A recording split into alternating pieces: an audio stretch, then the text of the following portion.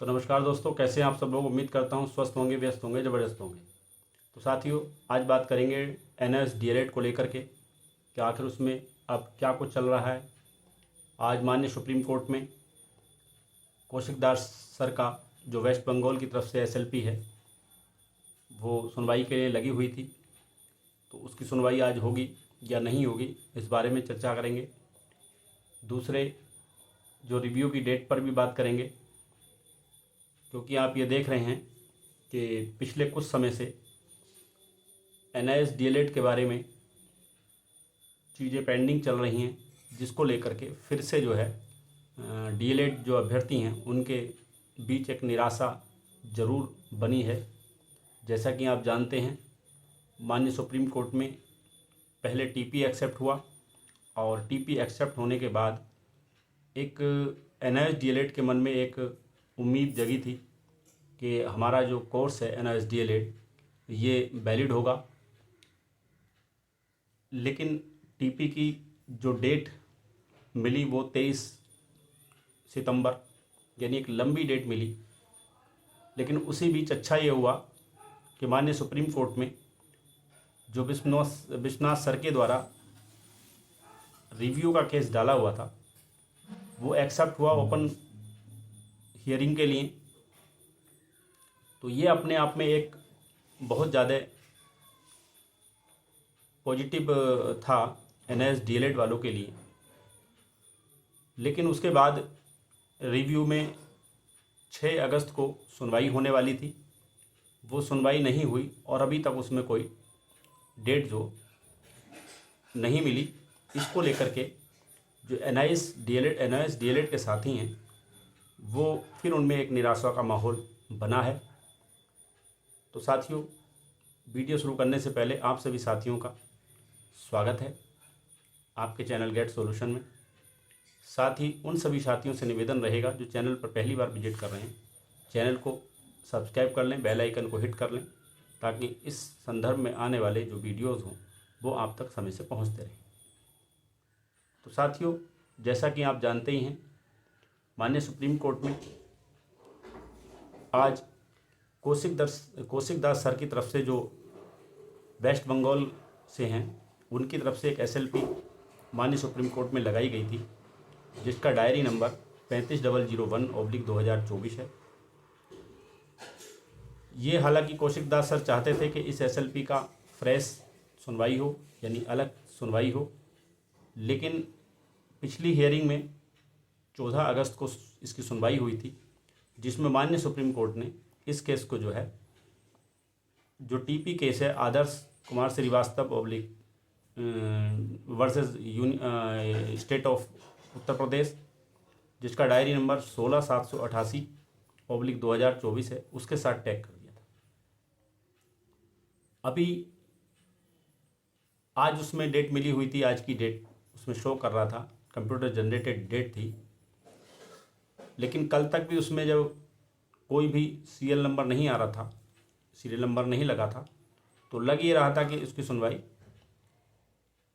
मुश्किल होनी है। और हुआ भी यही कि अब उसमें जो है आज सुनवाई नहीं होने जा रही है। तो आखिर अब ये सुनवाई अगर आज नहीं हो रही है तो फिर कब ये सुनवाई हो सकती है, इस बारे में अगर बात करें तो चूँकि ये केस टीपी में टैग हुआ है, तो जब टीपी ट्रांसफ़र पिटीशन केस में ये टैग हुआ है तो जाहिर सी बात है, जहाँ तक मेरा मानना है, कि इसकी सुनवाई भी उसी के साथ होनी है, सेपरेट नहीं होगी।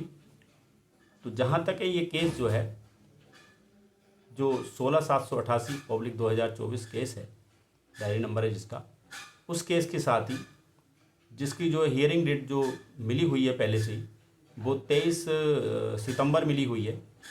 तो उम्मीद कर सकते हैं कि ये जो केस है कौशिक दास सर वाला, ये भी उसी के साथ सुना जाएगा, क्योंकि सिमिलर मैटर होने की वजह से ये एक साथ ही सुना जाएगा, ऐसा मेरा ऑब्जर्वेशन है। बाकी कौशिक दास सर लगातार इस प्रयास में हैं कि ये जो उनका केस है ये टीपी से अलग हो जाए और अलग इसकी सुनवाई हो, या जल्दी हियरिंग हो। दोनों चीज़ों में वो लगे हुए हैं, क्योंकि वहाँ पर जो पीआरटी की ऑन गोइंग भर्ती है वो लगभग कगार पर है। तो ऐसे में कौशिक दास सर का जो प्रयास है वो ये है कि कम से कम जितने पिटिशनर लोग हैं वहाँ पर उस SLP में, उन लोगों के लिए वहाँ की सरकार जो है या शिक्षा विभाग जो है एक जो सीटें हैं वो रोक के रखे और माननीय सुप्रीम कोर्ट के आदेश के बाद उनको फिल करें। तो इसके लिए उनका लगातार प्रयास यही रहा है कि वो इसकी सुनवाई जल्दी कराएं, ताकि वहाँ की सरकार को या वहाँ के शिक्षा विभाग को ये नोटिस हो सके और ये निर्देश दिया जा सके कि वहाँ पर इतने पदों को, कम से कम जितने पिटिशनर हैं उतने पदों को वहाँ पर ना भरा जाए, उनको सुरक्षित रख लिया जाए। तो ये सारी चीज़ें। बात करते हैं रिव्यू की। तो रिव्यू के बारे में उम्मीद ये लगाई जा रही थी कि 15 से 20 या 22 के बीच कोई डेट हमें मिल जाएगी, लेकिन वो नहीं हुआ। लेकिन लगातार जो विश्वनाथ सर और जो हमारे ARO हैं मनदीप कालरा जी, एडवोकेट सीनियर, वो इसमें लगे हुए हैं और उनकी तरफ से ये खबर निकल के आ रही है कि जो रिव्यू की डेट है वो हमें आज या कल में, यानी कि आज 27 है, 28 कल, आज या कल में अपडेट हो जाएगी, ऐसी उम्मीद उधर से जताई जा रही है। तो उम्मीद कर सकते हैं कि इस महीने में, अगस्त के महीने में 30 अगस्त तक रिव्यू में डेट मिल जानी चाहिए। अगर ऐसा नहीं होता है तो फिर सितंबर के फर्स्ट वीक में ये डेट आपको देखने को मिलेगी। साथियों, बिल्कुल निराश होने की ज़रूरत नहीं है, क्योंकि कोर्ट में चीज़ें हैं तो कोर्ट अपने हिसाब से डेट मैनेज करता है। तो बिल्कुल भी निराश होने की ज़रूरत नहीं है। NIS बिल्कुल जीत के रास्ते पर सही दिशा में चल रहा है। बस ज़रूरत है एकजुट रहने की, और जो भी साथी, जो भी हमारे नेतृत्व, शीर्ष नेतृत्व हैं, चाहे विश्वनाथ सर हों या कौशिक दास जी हों या और भी लोग हों, उनको जो है इन केसों को मजबूती से लड़ने के लिए एक आर्थिक फंड की ज़रूरत है। तो आर्थिक फंड आप करते रहिए, फंडिंग करते रहिए, ताकि इन केसों में मजबूती के साथ पैरवी की जा सके।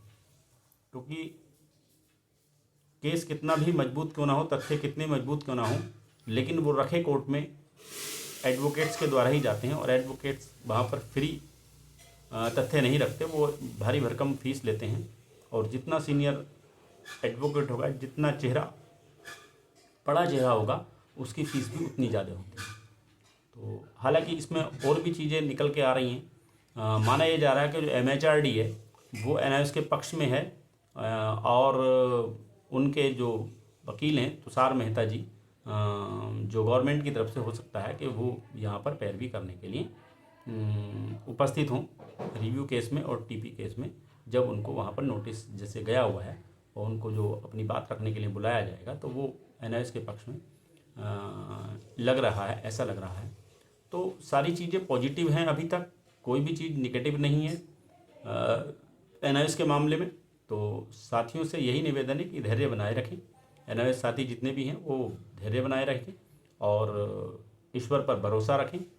सत्य परेशान हो सकता है, पराजित नहीं होता।